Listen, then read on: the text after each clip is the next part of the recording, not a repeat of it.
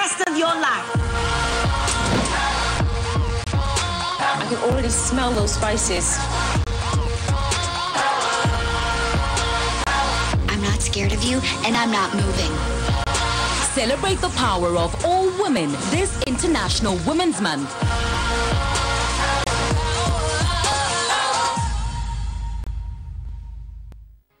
Kulipa is now easy with EasyPay. When you shop at your local supermarket, fuel your car, dine out, book a flight, make other payments or pay your bills, you want simplicity, security and convenience. It's accepted everywhere you see the EasyPay sign. And it works with other mobile networks too. What's more, you can withdraw your cash at the supermarket till where you see the cashback logo. Get your Equitel line or download the Easy Banking app today because Kulipa is now easy with EasyPay. Hi, my name is Zawadi. At Mahanaim, I studied to qualify for the IGCSE through the Cambridge International Educational Program. We Mahanaim International High School students enjoy extracurricular activities such as joining GBS TV Club, Taekwondo, cultural dance, orchestra, swimming, foreign languages, community service, and much more. I believe this unique experience I gained here will go a long way in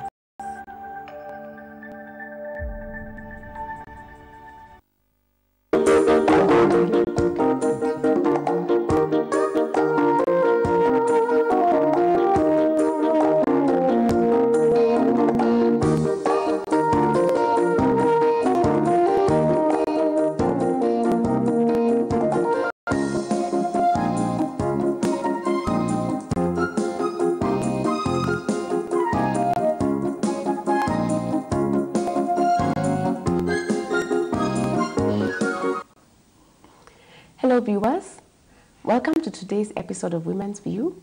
I'm your host, my name is Anne Moremi. It's always a pleasure to have you with us. I'd like to encourage you to subscribe to our YouTube channel. We are on GBS Kenya, and once you subscribe, you'll be able to have an opportunity to listen to our previous shows, and then you'll also be able to get to see all the other various programs we have. So thank you so much for joining us, and we also have an SMS line. The number is 21144, and we're also on Facebook Live. Today with me in studio, I have a very interesting lady, and I want to give her this opportunity to introduce herself. Welcome. So hello viewers, my name is Paris Wanjiro Kimani. I'm born again. I'm an artist. I've been working on human portraits for a while, and also currently working on my painting skills. Yes. Welcome to the show, Paris. Thank you. Indeed, you're an artist. You look very artistic. I love your hair. Thank you so much. I love your earrings. Thank you so much. I'm the one who made them, actually. Oh, really? The earrings, yes. Wow. Excellent. So viewers, today we're going to be talking about a topic that's very common in society right now. And Paris will be telling us about her battle with depression. Welcome and enjoy the show. All right, Paris. So you're an artist, eh? Yes. Okay. Do you talked about portraits? You do portraits? Yeah, human faces. You mentioned that you did the earrings that you... Yes, I actually did them. What happened is I had these earrings. They're actually the round ones. Yes. And they actually they rusted. So I decided, why should I throw them away? So I just picked them in some piece of cloth, and I just clothed it up, and it became... It became so beautiful. Yes, it became like a new pair of earrings. Yeah. You're that creative. That's yes, awesome. Exactly. All right. So tell us a little bit about yourself. I know about you, but I want our viewer to get to understand you a little bit. Okay. So where did you grow up? Oh, Let's go way back. Yes. I grew up in two different environments. Back in the days, we used to live in Isili. And then later on, we shifted to Membli, which is in Clayworks. Okay. Yes. But growing up, I think I used to be... Not I think I used to be. Yes. I used to be a sensitive kind of a chick. Okay. I used to be also, I know that human beings have emotions, but I used to be more of the emotional type, kind of wreck in a way. And so would you cry a lot if something happens to you? I think maybe, but I can't remember so much in details in terms of that place, in terms of, yes, because it's a long time. Okay. Yes. So you're a city girl, you're born and bred in Nairobi? Yes. Yes. Yes. Would you be able to live outside Nairobi, maybe like in Mombasa? Or yes, I can. It's not like I'm limited to one place. I know. Yes. But most of your life you've been here. Yeah, Actually, in just like me, Nairobi. I've grown up and lived in Nairobi all my life. Yeah. Nice. Okay. So tell us a little bit about your family as well. Okay, so I come from a family of 2 children, me being the firstborn, and my younger sister, who I actually have to insist she's so beautiful. Yes, she is. Yes, she's done beauty and cosmetics. Oh. So I don't know if I should call her a makeup artist. Yes. So you're a very artistic family. Yes, actually. exactly. Yeah, yes, and interesting. even on the other end is more business minded. Okay. Yes, because for me, even to do the artworks, as much as it started as a hobby, along the way, took it more in a professional kind of a way. Yes. Yes. Okay. So did you always want to be an artist when you were young, like when you were in Not primary, really. high school? Not really. Why? Because I had different desires, and actually I didn't know what I wanted. I know. So when I was Sometimes it young, I wanted to become a dentist. Okay. Why? Because I broke my tooth, this tooth, and I wanted to replace it. And it's not like it affected me in any way, but because I found it, because they were permanent teeth. So when losing them, there's no way you can replace them Exactly. back. So I wanted to become a dentist so that I can't replace them. Yes. But either way, along the way, I shrugged it off. Yes. Okay. Yeah. So did you go to boarding school when you were young, or you were in a day school? In primary school, I was in a day school. Ah, okay. Yes. Okay. And while I was in primary school, I actually went through different primary schools. But one of the ones that was major for me is the first one that I went to. It was a girls' school. Yeah. Girls only? Girls only. Okay. Yes, and since it was a day school, we used to relate more with the girls and everything. But along the way, I think because of identity, I actually started asking myself a lot of questions. Why? Because in the school that I was, there was this sect of group of girls that loved associating themselves in terms of how they do their things, in terms of the things that they eat and everything. And me, I would like feel like I'm left out. So the more I tried to come into their groups, it's like I got repelled back from them. Or they would reject you? Yes. Okay. So I would feel that sense of rejection, and that will make me actually start questioning myself. Was I really created to be a girl? Or did God make a mistake in creating me as a girl? And at what point of primary was this? Lower primary, like class 1 More to 5? of lower primary. Lower primary. Class, more pre-unit to class 4. Really? Yes. That's actually way back. Yes. And you'd expect at that stage for everybody to be very welcoming, for everybody to be very inclusive, but that was not the case for you. Yes. Actually, I went the other way around. Yes. Yes. And were you able to, did anybody pick that up? A teacher or a parent, a friend? No, the reasons why, because I also at the same time, as much as I was battling with identity, at the same time, I didn't want anyone to know. And also I was so scared. Of saying? Yes, of scared saying it. And furthermore, I don't think children at that age are considered in terms of being given time. And even an opinion. Yes, or even an opinion. Ignored. Like, you don't know what you want. You're a child. Yes. We make the decisions for you. Your work is to flow. Yes. So I will actually put it in me and pile up the emotional heart and try to figure out for myself. Exactly. Yes. Wow, that was a long time ago. But because when you're in class 4, you're ideally 10 years old. Do you remember certain instances, like maybe that stuck in your head? Maybe one day you tried to do something, but you were rejected, and you, like an example? Because it's a way back. Yes. You know? What happened is, because of that seclusion, me being in my own self and in my own life, back at home I didn't relate with girls very well. Okay. So I ended up relating with the boys. Oh. And so in the name of looking for that attention and acceptance from my own parents and love, I got into habits that, should I call them tomboyish?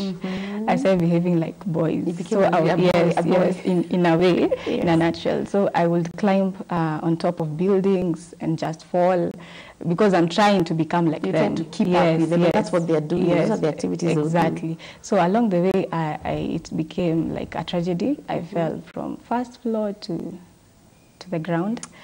Wow. And that's where I got this mark. Oh dear Lord, that's a permanent one. Yes, those days. Exactly. Okay. And then that didn't stop there. Yes, I was rushed to hospital and everything was taken care of. But also, I think maybe months or weeks later, I climbed somewhere else, just following the habits of boys. Because wherever they're going, I'm just following them. Because I want to learn how how does it feel to be like a man? Yeah, because in school you're with girls and girls are rejecting you. Yes, exactly. So you decided, boys were more accepting. Yeah, okay. and more of accommodating. Yeah. So I climbed up on the same, I think it was the same place, if I'm not sure, I can't really remember. Yes. But I climbed up on the same place and then I fell down. That's where I broke my teeth.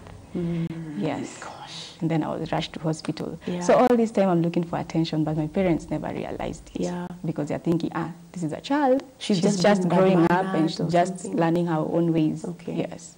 So they never used to sit down with you and find out why you were always with the boys? No, they didn't. But also, I think also I was so scared. I was so fearful of even my own parents. Yes. Because I had my own ideologies in terms of yes, we grew up, I've grown up in a good family, I'll say that, it's a good family. Various things have changed and all this, but while I was young, I felt like I wasn't cared for, in terms of my emotional area. Okay. All these other areas were all good, but when it comes to me releasing or expressing myself, I felt like I was left out. That area was not so well developed. Yes. And it's so interesting because today we're talking about battling depression, and I can see that we've already started going into the triggers, what it is when you look at your life, what it is that, what are the things that led you to get to that point, And it started from a long time ago. Yeah. But I never realized that it was depression in terms of the name. Yes. Yes. So I went ahead piling up emotional hurts. When someone will hurt me, I will not let them know because I'm scared how will they react if I tell them that you've done something wrong. So I'll keep it to myself. Yes. And that's how life continued on. We shifted from that place and we came to live now in Membley. Yes. Bewax. Yes. And then you also moved from lower primary, you went to upper primary. Did you change schools or you remained in the girls' school? I changed schools. Now the school that I joined in was more of a mixed school and still a day school. Was it better?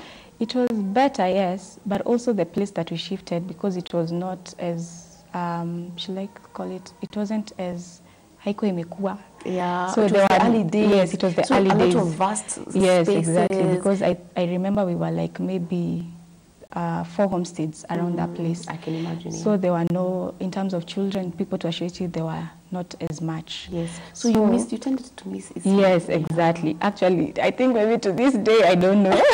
I can imagine. Yes. Because in that community, there were very many flats, very many apartments, very many little children your age. Yes. So you had lots to do. Yes. But now here you are, you moved into a different estate, and all you see is vast land. Because I know how Membley is right now, but I can imagine a few years back, it was just basically open ground. It looked like a desert. I know. So scarcely. Yes. So what happened is that transition of coming from a ghetto kind of a setup to an estate kind of a life actually also triggered me in some way. Yes. Why? Because back in the ghetto, I used to associate with people more. But coming here and there are fewer people, I wondered what was happening. And yet I'm still inclined to my own self and I'm trying to reach out, but I don't know how to do that. You don't know how to? Yes. You're isolated? Yes. You're feeling some emotional, there's something you're feeling, but you're not able to express it, and nobody's speaking it. Yeah. True. So what happened is the first people that I met in terms of friends were girls. So I'm now trying to figure out, now should I start behaving like a girl? Because I had formed some habits that were boyish. Yes. So coming here, I'm finding girls, and there was this lady that I still remember to date. She used to wear long skirts, and for me, I was like, I can't wear a skirt. That is so girlish. Because of the things that I used to wear trousers, and the only skirt that I owned was the one that my mom bought. That was the only skirt that I owned. So finding this girl wearing a skirt, I found it kind of weird. But either way, I started trying to living up like a girl, but also there were some habits that I had not left. Okay. Yes. All right, that's very interesting. So here you are, you're now done with primary, and then you went to high school, and finally you went to university. Yes. How was life in high school? Did you go to a mixed school or a day school? It was a day school. It was a day school? No, sorry, it was a boarding school, and it was a girls' school. Girls' school. Yes. Now, you remember in primary, you'd had the challenge of fitting in. Yes. And that's where the identity issue came from. Did you experience the same in high school, or was high school better? High school was much better. Why? Because through the phase of my primary, I think because of being involved in a mixed school in terms of my primary level, It was much better. At that time, I never experienced so much in terms of identifying who I am and who God really made me to be, you know. So it was not as much as triggering. So high school was okay? High school was okay, but only there's a place that actually made me to take kind of another route. Why? Because of looking for this acceptance and love from people, the one that I thought that I never had. I ended up in a relationship with this guy. And in high school? Yes, in high school. But when I was almost completing Form 4, I met with this guy, and I thought, maybe I found someone who I can actually tell everything about myself, you know, and some issues that I had kept within me, yes. But unfortunately, it didn't go like that because along the way, I was also fearful of even communicating. I remember that at that time, I was really battling with voices. Yes, and so I wondered, how will I open up to this guy that I'm in a relationship with and tell him that I'm having issues from within and I don't know how to put them out or even tell anyone. So tell us a little bit. You know, you've introduced something. Voices, which you've not told. Tell us, what do you mean by voices? When I mean voices, I mean that I had tormenting voices. It's like the way we are in a conversation like right now is the same way those voices will communicate to me in my mind. In your head? Yes, in my head. So you'd actually have a conversation? Yes.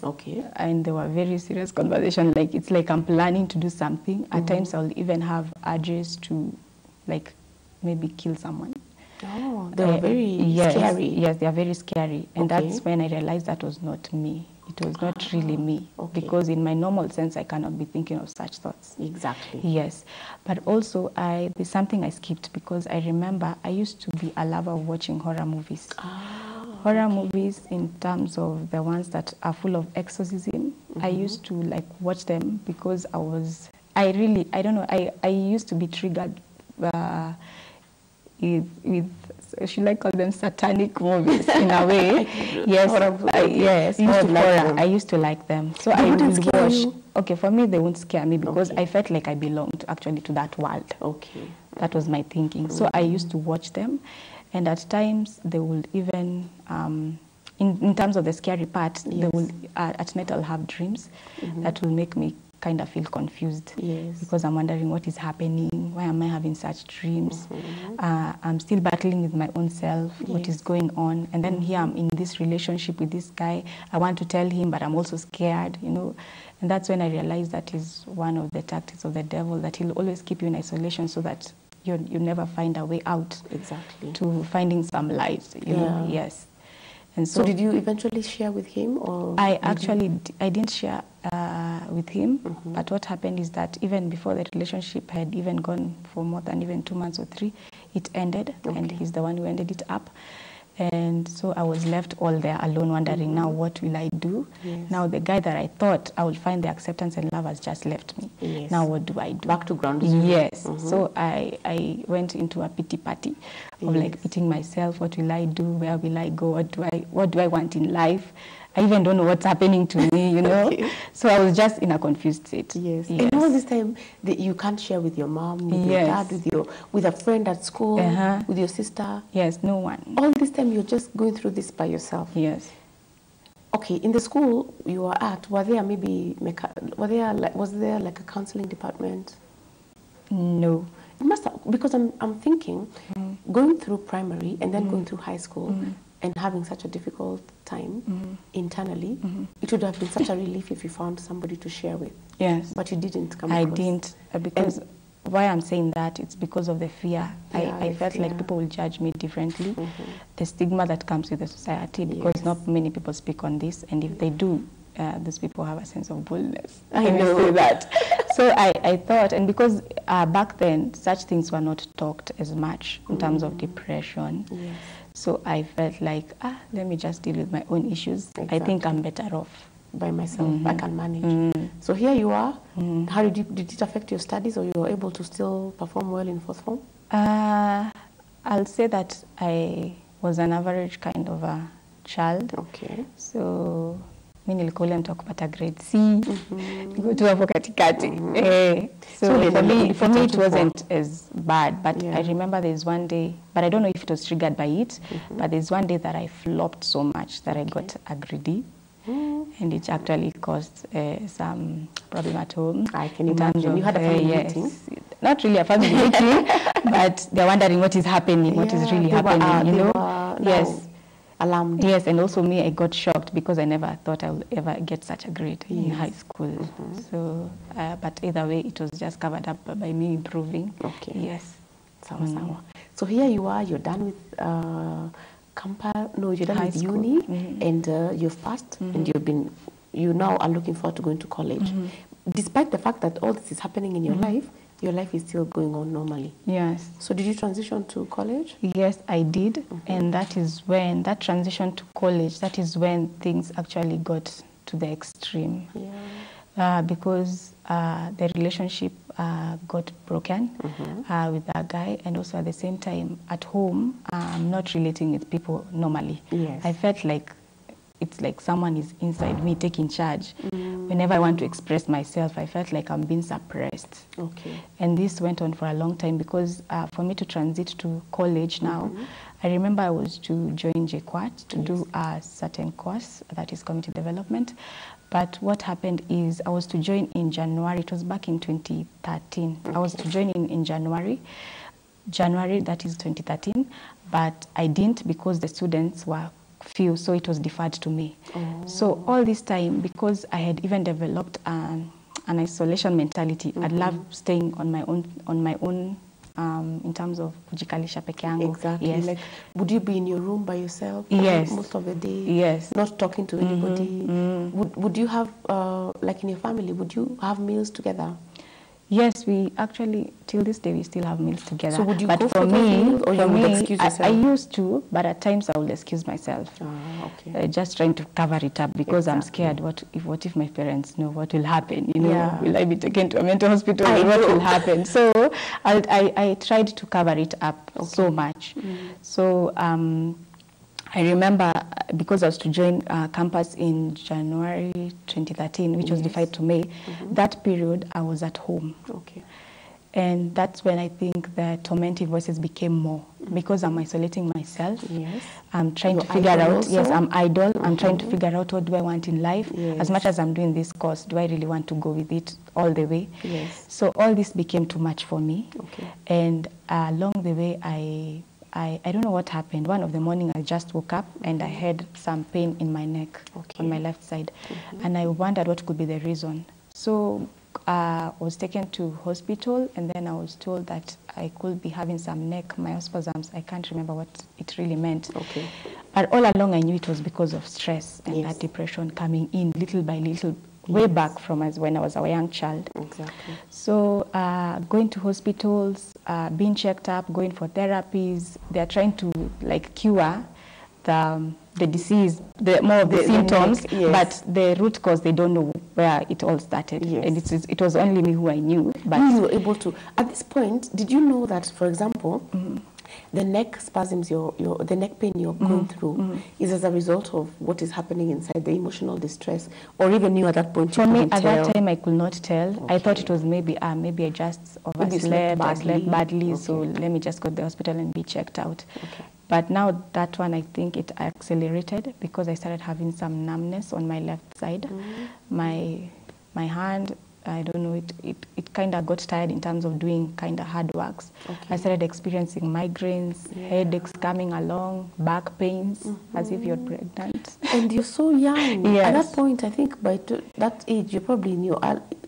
Were you 20 yet? In January? Yes, I was 20, but I can't remember 20 what. Yeah. Yes, but I was 20, so 20 plus years. Early 20s. Yes, early 20s. So I went to therapy, to the doctor. I was done some tests. I had to be done scans in terms of the head and the neck, and nothing was found. But at this time, I'm also struggling, and I'm trying to ask my questions, the hard questions that people never ask. Like, that's when I actually started questioning God. I will ask him, like, why am I going through such an area? am I like, even there's a time I remember I also asked my mom, because illnesses will come one after the other. I will even ask my mom, kwani nimerogwa in Kiswahili? Have I been bewitched? You know, have I been bewitched because of all this that is happening to me? And you're not finding Yes, any and I'm cause. not finding any cause. But at that time, my parents never knew anything. They never knew anything. So I tried to battle with these questions and also asking God, because the farther I've come, I have seen that I've gone to primary, secondary, now I'm in campus. Then after that, what next? So you know, when I listen to you, you keep talking about God a lot. Did you used to go to church from the time that you were young? Yes, I used to. I used to attend Sunday school from when I was young. Yes, in different churches because of the shifting and yes. And I used to have a knowledge about God, you know, because of how I saw people living, how they did their things. But also it will also trigger me in terms of the questions, in terms of the things that I wanted to know about God. Yes. And but even in Sunday school Uh-huh. or even in church, there wasn't that person who was able to see that. Yes, actually there wasn't. And even if someone will try, I'll act out like I'm all the happy person, the joyful person. Yes, I will cover up. In terms of people will see me so happy and joyous, but when I'm indoors in my own, when I'm indoors at my by myself, I will find that I'm always crying, being moody. I don't want to be in the company of people. I just want to stay on my own. But when somebody comes maybe to knock on yes, you quickly, I just like cover it up, you know. I just take some water. Take some water. Okay. It's like I'm cleaning up myself. Exactly. Yes. You want to portray a certain facade which is not true. It's very different from what is inside and what you're expressing, which is common. That happens a lot anyway. Yeah. Okay. So as I was saying, join college. Yes.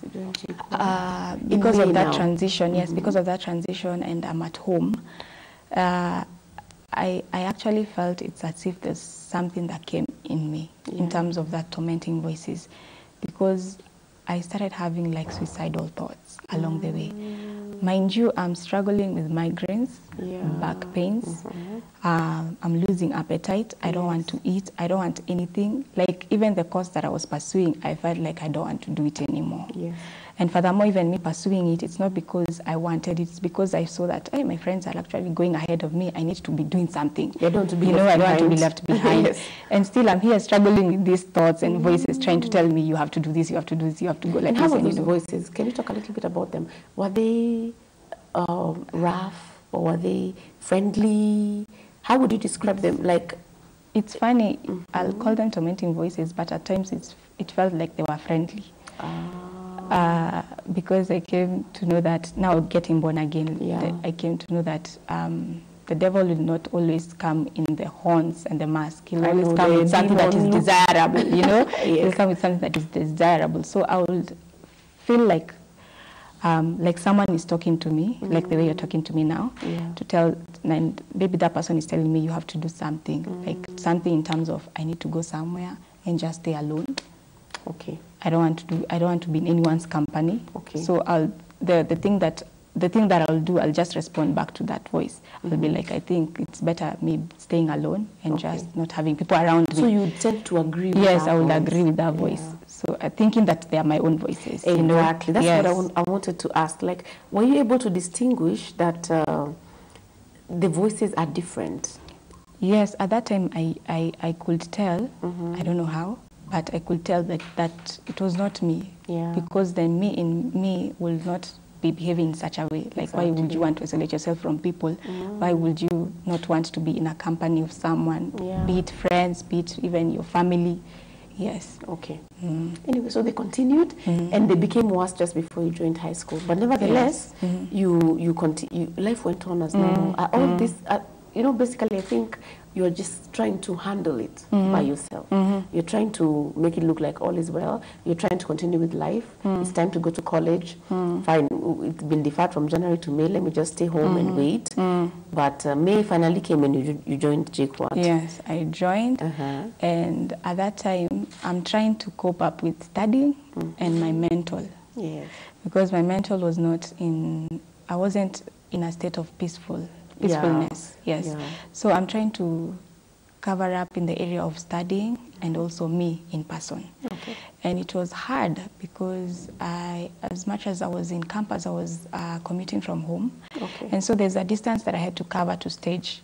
So that distance is when I used to battle those voices. Yeah. So it's like I'm in my own self. I am inside there trying to battle with people. Inside Yes, you, and all yes. this is internal. So how do you, if I was like observing you from a distance, would I be able to tell?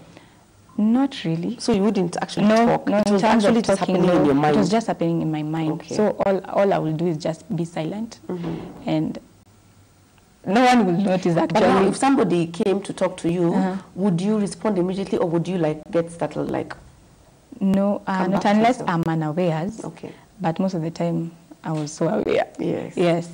But there are instances that I'll find myself in a group setting. People are discussing things, and my mind just shuts off. Okay. People are talking on something, and I just shut off. I can't even tell what they were speaking on. Yes. So I'm trying to like completely shifted away. Yes, Yes. because my mind, it's like I was being taken to another dimension. Exactly. Yes, and when someone like maybe is almost like figuring it out, it's like I come back. Okay. And then I start trying to compose myself. And I'm trying all to look good. like Yes, you were in yes, the I was in a conversation. Like, conversation. yes, you missed a little part, but it's okay, I'm here now. Yes. Catch me up on this, catch me up on the exactly. other. Okay, okay. So, but apart from that, and me struggling with those voices, it became so worse, and that's why I think it even triggered in terms of my migraines and headaches, because Yes. I got into a zone of overthinking. Yes. I will take things to the extremes. I'll even, let's say for example, if I give an example, if someone suffered in the area of rejection, even when someone is not like implying that rejection on you, you will feel like they're doing it intentionally. Okay. So I will even overthink. Yes. Someone will say something, I'll take it too deeply. deep, And too maybe for deeply. them, they were just, yes, and it was just it wasn't something even- light, and it was Yes. even maybe not related to what you were thinking. Exactly. So it got even more worse, because I remember around, because I had already started the classes, but around August in that year, 2013, I remember that's when the suicidal thoughts started coming in. Yeah, And I felt like that was so weird. I know. And that's when I started asking now God the questions. Why am I here? Like, what do you want me to do? Why am I suffering this much? What is happening? Could there be someone who has bewitched me, you know? Why is this happening yes, to me? Yes, I know. and so I will cry a lot to God, Okay. thinking that maybe he's hearing or not. But either way, I needed someone to speak out to. Yes. But mind you, I'm still scared of opening up to my anybody. fellow beings in terms of Yes. my parents, friends, and everyone around me. Because you yourself, you find these things strange. Yes, I found so it so how can you strange. now how open can up I to open somebody up? else? Me Yes. myself, I don't understand. Yes. How will I even express myself to somebody else? You know? So the only person that I was left with is God. Yes. And since I knew that God is spirit, I decided, let me just speak to him. Maybe he understands even the spiritual realms more better than even human beings. Yes. And so I will cry out to him. I will be there telling him, God, you need to take me today. I think I'm going to kill myself tomorrow. You know, and nothing will happen. Yes. This continued on until I decided, you know, I think I need to kill myself. Yes. And so what happened is I went to the kitchen, and that time I was all alone. It's like I had planned it. Yes. Okay, remember the voices are controlling me, they're telling me what to do. So I thought, let me just, this day I'll be all alone in the house, and I'll be in the house alone, so let me go and take a knife. I'm just thinking of options, take a knife or even go to the tree and hang myself. So I ended up taking the knife, Okay. and that's when I battled the most, because I'm battling with this voice that is telling me, kill yourself, there's And no then- other option. And then you on the other hand, you're saying no. Yes, and me on the other hand, I'm saying no. But at it's like this voice is stronger. It's yes, pushing you. yes. Yeah. So I felt like the urge of killing myself was so much. Yes. But along that way, there's something that happened. For once, I felt a voice different than these other voices. Okay. And that voice, the minute he spoke, actually, because I know now it is God, the minute he spoke, he asked me, why are you ending your life? Okay. And I really wondered what was happening to me. And immediately, it's like I felt like the voices were taken off.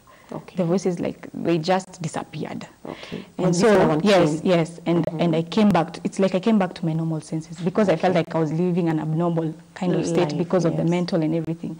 So coming to my senses is when I actually looked at myself. I observed the knife that I was using and I was wondering what was happening. Why did I want to kill myself? Now that's when everything dawned to me. Like I will kill myself, my parents will be worried, they will cry, they will lose their child, you know, everything. But at that time, before, I never saw that because that's how blinded one can get. Yes.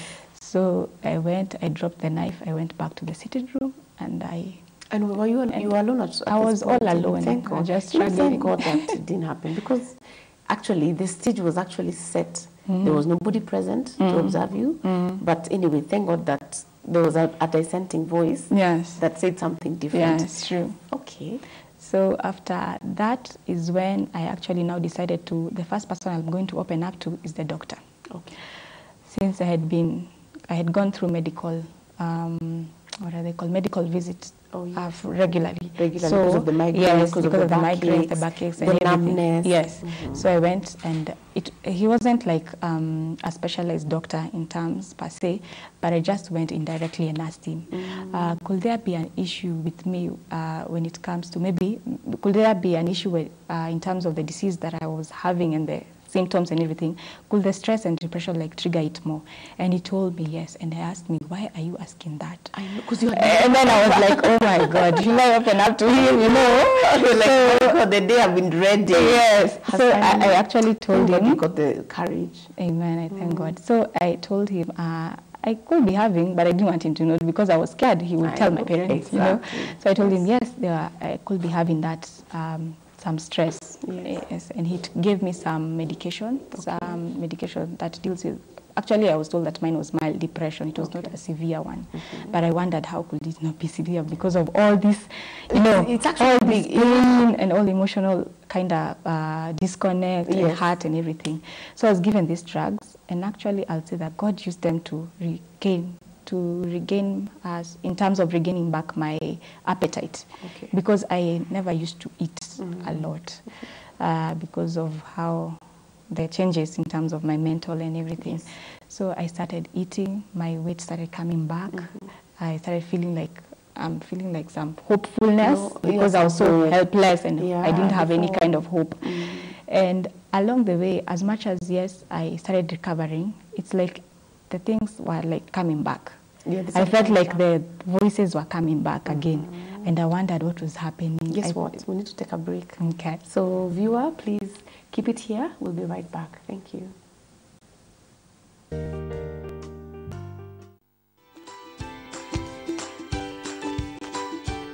How many of you use your real names on Facebook? Wengine ni Sweetie Pretty. You must succeed in being an eagle and not a chicken. I'm seeing myself owning the biggest media house in Africa. Yes, I could employ you, in fact. Yes. All right, now it is going to another direction. But that's a question. When you are born and when you grow up, now you do the work. You become a person who likes the country. You understand, right? I mean, not getting a job at Kenya Power, right? And you know what? Who you are online is exactly who you are offline. And who you are offline is who you are online. 여러 군데 가서 강연을 많이 해보는데 So I've been to many places to give lectures. 우나일레와 싸와 이러면 Whenever I say 우나일레와 싸와, 눈썹으로 인사를 대답을 해요. they respond with their eyebrows.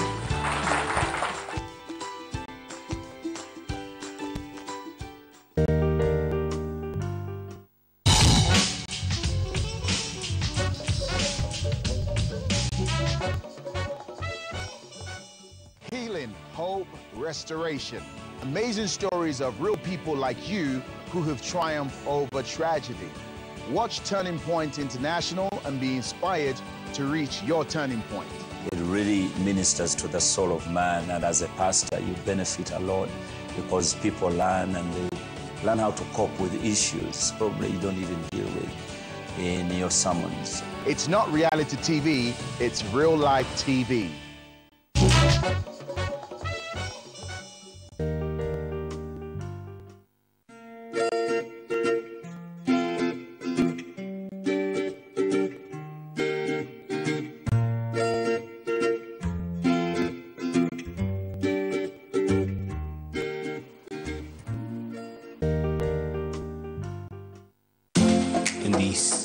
G Radio.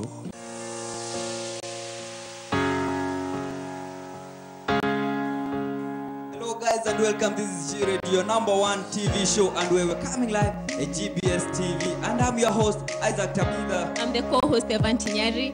As usual, we have our DJ Deco. You can also send your views on my Instagram page and Tinyari_Eva. Also, you can get me on our Facebook page as Isaac Tabitha. Thank you so much, guys. Keep it here.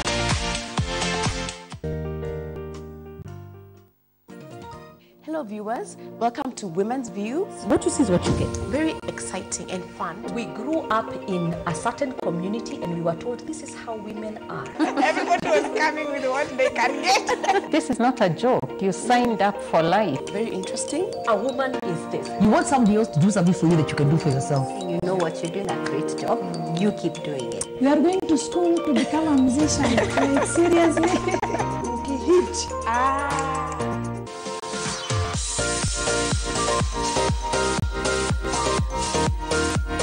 The show airs every weekday from 11 a.m. to noon and is repeated every evening from 7 to 8 p.m. I look forward to seeing you there.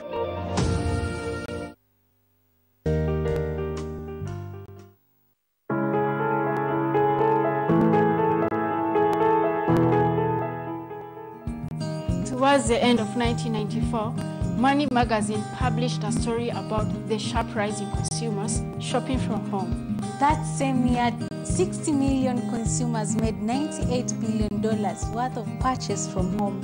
And nearly all of it through phone orders prompted by mail catalogs and TV shopping channels. We as the GBS TV Home Shopping fraternity, we adhere to this. Home decor, Fashion, food stuff, and boxing. what you see is what you get.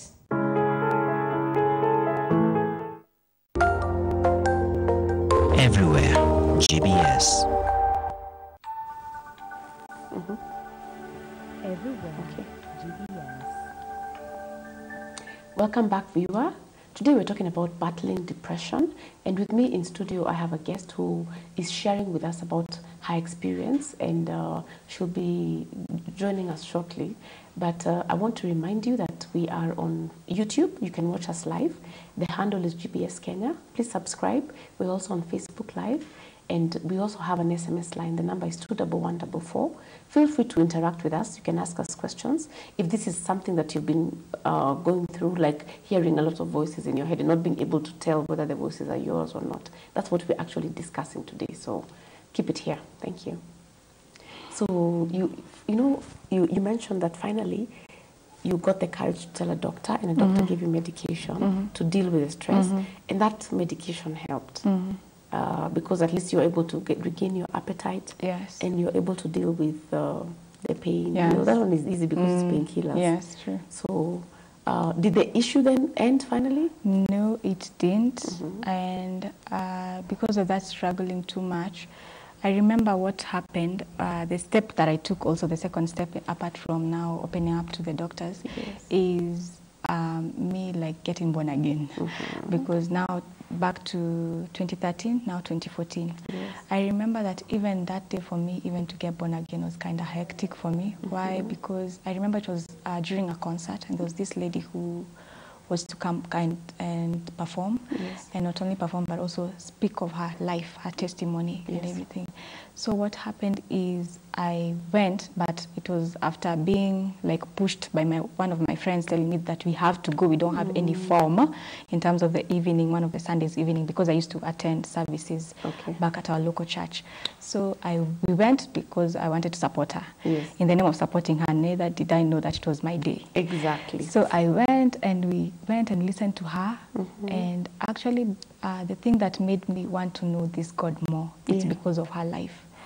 Her story, because I think I had seen so much hypocrisy, and also me in terms of even my own hypocrisy in my own ways, and I was just so tired of the rules and regulations that people put in terms of you getting saved, you have to look like this, you have to wear like this, and yet I'm still struggling with my own self, so I don't know who I am in terms of where did I come from, who built me up and everything. So me listening to her provoked me actually in a way. I know it's the Holy Spirit who convicted me, but it provoked me to want to know what kind of God, as in what is, as in God mgani huyu anajua that I do not know, you know. Exactly. Because I felt like her, she was more intimately with him than the way I saw other people and the way I experienced even in my life. So you desired that connection? So I desired that connection with God, and that was the day I told God I am done with like trying to find solution for myself, and the more I try, the more I kind of find myself frustrated. Yes, so that is when I got born again. And a journey started. Yes. I thought that one of the things that I remember that day that God had promised me is of healing. But one thing I thought to myself, it will be instant healing. Yes. You know, because like the way, immediately, and everything will change. But for me, it's like everything was going to the opposite direction. It got worse. It got even more worse. So I wondered, oh my God, are you still healing me, or are you still joking with me? You know what's happening. So when you talk about things getting worse, you're talking about the tormenting voices, or you're talking even about the physical? It's more of the physical, and also getting, I don't know, should I call them now thoughts or voices? Yes. Because I'll find myself thinking too much. Thinking too much because I'm, remember I had gone to visit in terms of the medical part, being treated and everything, but nothing is being found out. So I was wondering what would happen, what was happening actually. So battling with all these thoughts and all these voices trying to tell me this and this and this will put me in a place of overthinking. Like I would wonder, I want to find the solution, but I'm not finding it, you know. I'm born again, why am I not feeling like there's something new in me, the way people say that you become new? I'm wondering what is happening in all these things. Yes, so it wasn't as easy. It wasn't as easy as you anticipated. It wasn't like an instant sort of miracle, you know. But, you know, I want us to divert a little and talk a little bit about depression. You know, it's become very rampant nowadays. There's a lot of depression in society. There's a lot of suicide. And it's cutting across all economic status. It's cutting across age. You find it amongst the old, amongst the youth. And there's a school of thought that says that depression is a disease, that it's a physical disease. Maybe it's an imbalance of hormones in your system or chemicals. But from listening to you, it's like you're bringing in a spiritual angle to it. Like, for me, I'll say for me, I call depression a dark spirit, an evil spirit. Why I say that, it's because in terms of the disease, those are only the symptoms that show outwardly. But inwardly, there's something that is not in the right place. Because for me, I came to realize it was more of the emotional, and there's no way you can treat angerness or bitterness with a drug. You know, it doesn't make sense. It doesn't make sense. So for me, I came to realize that depression is much more than what the physical eye see. It's more of the internal area. So that's why for me, I'll say it's a spirit. I know that medics will call it, it's a medical thing that you have to go through medication and all these things. And also that reminds me, there's somewhere, me being given the drugs, it kind of opened another area because in terms of, they will say that it is hallucination or drowsiness, but that will make me even feel like I'm not control over myself, because it's like the drug is the one that is leading you to do something. You feel like you've gone into another world, and if I could put it like that. I think these are the side effects of the drugs that are given, the antidepressants. Exactly. They have some serious side effects, which and I just took them. The problem was? Yes, I took them, but at some point I was like, I'm not going to take them anymore. So you stopped? Yes, I stopped. Without the knowledge of yes, I stopped, and I told God, you know what, I don't want to do this anymore. The medicines have become too much. Now I need you to just work on me. So at this point, if you're taking medication, I think you had brought in your family into the loop. They were now in the picture, sort of. Partly, yes. But at that time, I don't think they knew it in details, what was happening. But maybe my mom noticed something. She had a feeling. Yes, she had a feeling that something is not right. because, you know, they're still observing you. You're still under their house. They're still observing you, the way you're doing things, what is happening. You're starting up things along the way you're leaving them. You want to do this, you don't want to do this, you know. Yeah. It kind of triggered some signs that something is not right. Yes.